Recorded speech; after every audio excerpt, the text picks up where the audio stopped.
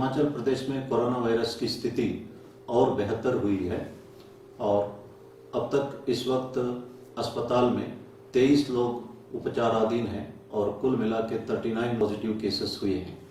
और मैं इस बात के लिए प्रदेशवासियों को धन्यवाद करना चाहता हूँ। उनके सहयोग से हम कुछ ही दिनों में ये जो इंक्रीजिंग कर्व को फ्लैटन करने में कामयाब हो सकते हैं। और इस वक्त केरला स्टेट जो है कर्व को फ्लैटन करने में कामयाब हुआ है। गोवा में कोरोना फ्री हो चुका है। इसी तरह सिक्किम में एक ही रास्ता है जाने के लिए, उस रास्ते को उन्होंने बंद कर दिया और सिक्किम भी कोरोना फ्री है। और हमें उम्मीद है कि ये कामयाबी कुछ दिनों में हिमाचल प्रदेश भी हासिल करेगा। और मैं एक एग्जाम्पल देना चाहता हूँ। कुछ लोग अभी भी इधर उधर से हिमाचल के अंदर आ रहे हैं। जो नाहन में एक माता ने, जब उसको पता लगा कि उसकी बेटी अंबाला से आई थी, उसने दरवाजा नहीं खोला और तुरंत पुलिस को सूचना दी और उसे क्वारंटाइन में रखा गया है। एक माँ अगर अपना बेटी के लिए घर आने से मना करके क्वारंटाइन में रख सकते हैं तो हम सब इन आदेशों का पालना कर सकते हैं। अगर आपको किसी तरह का शिकायत हो तो पुलिस के संबंधित कार्रवाई की आवश्यकता हो, आप 112 नंबर डायल करके एक नंबर दबाने से जो हमारा कंट्रोल रूम एसपी को भी एसएचओ को भी सूचित करेगा और उचित कार्रवाई होगी, तुरंत होगी। इसी तरह हमारे पास एक व्हाट्सएप नंबर है 9459 100 इस नंबर पे आप डायल भी कर सकते हैं। इस नंबर पे एसएमएस भेज सकते हैं। साथ में इसी नंबर पर आप जो व्हाट्सएप मैसेज और वीडियो भी भेज सकते हैं। इस पर भी तुरंत कार्रवाई होगी।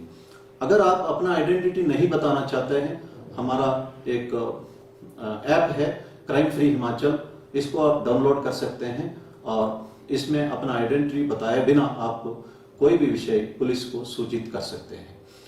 और पब्लिक प्लेसेस में मास्क पहनना अनिवार्य है और एक असेसमेंट के मुताबिक जो मास्क पहनते हैं पब्लिक प्लेसेस में, इससे वायरस कम्युनिटी स्प्रेडिंग होने का चांस सिर्फ 1.5% है। इसका मतलब 98.5% जो कम्युनिटी स्प्रेडिंग को मास्क पहन के हम रोक सकते हैं। अभी भी मैंने देखा है कि कुछ लोग नहीं पहनते हैं, इनको पुलिस थाना ले जाया जाएगा और एक आदर्श नागरिक बनने के बारे में पूर्ण रूप से सिखाया जाएगा। और मैं उम्मीद करता हूं कि सभी लोग इन बातों को, कानून को समझे और पब्लिक प्लेसेस में सही ढंग से मास्क पहने।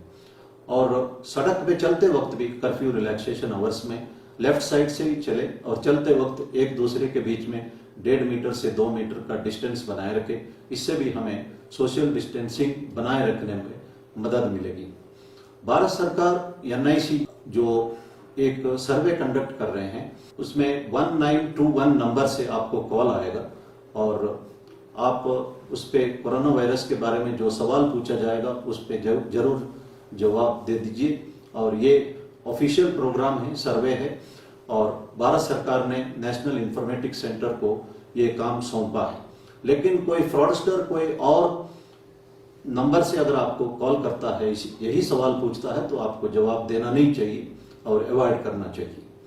और सोशल मीडिया में अभी भी किसी तरह का प्रोवोकेटिव मैसेजेस लोग भेजते रहते हैं और फेसबुक में अगर भेजते हैं तो एक ऑप्शन है रिपोर्ट अब्यूज। इस ऑप्शन को इस्तेमाल करिए। अगर सभी लोग अब्यूज को रिपोर्ट करते हैं तो फेसबुक भी इस पर कार्रवाई कर सकती है। और ऑफिशियल साइट पर ही जाइए। हेल्थ एंड फैमिली वेलफेयर का साइट है, ICMR का साइट है, एम्स का साइट है या WHO का साइट है या CDC का साइट है। इससे आपको ऑफिशियल इंफॉर्मेशन मिलता है और आपको डरने की जरूरत नहीं पड़ेगी। और सोशल मीडिया या न्यूज चैनल्स को बहुत ज्यादा देखना भी आपके मन में एक फियर साइकोसिस क्रिएट कर सकता है।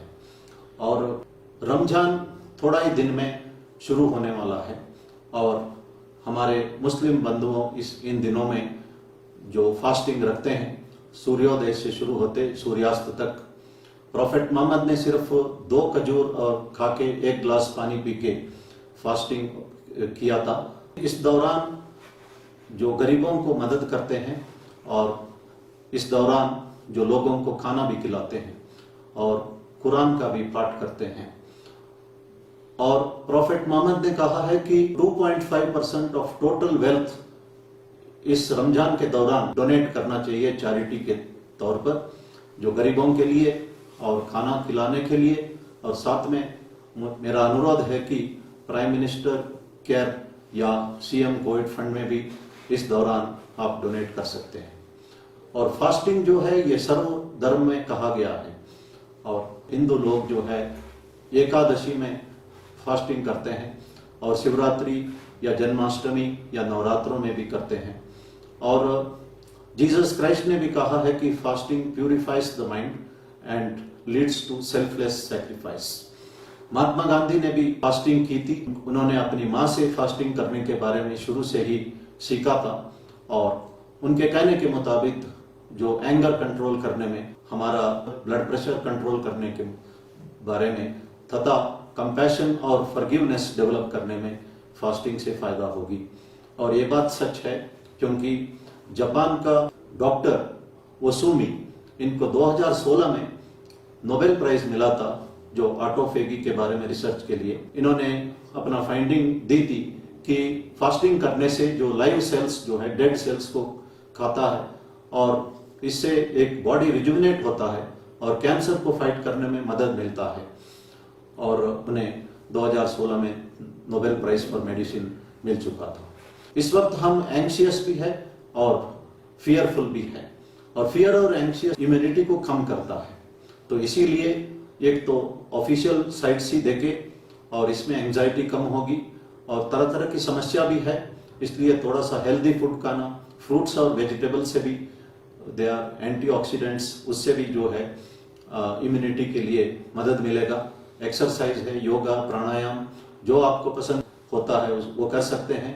इसी तरह जो आप म्यूजिक सुन सकते हैं, डांस भी कर सकते हैं, जो ये सब आपको बेनिफिशियल रहेगा। और जो कॉफी, टी रिपीटेडली लेना, सिगरेट स्मोक करना या शराब पीना जो है, ये स्ट्रेस रिलीवर नहीं है, ये finally they are all stress enhancers है। इसलिए इन सब चीजों को अवॉइड करना चाहिए और घबराना नहीं चाहिए। थोड़ी सी डर जरूरी है, क्योंकि इसी से हम सरकार का आदेशों का पालना कर सकते हैं। ज्यादा डरना नहीं चाहिए, भगवान पर भरोसा रखना चाहिए। और भगवान का भरोसा ही, मैंने पहले ही कहा था कि ये एक पेन किलर का काम करेगा।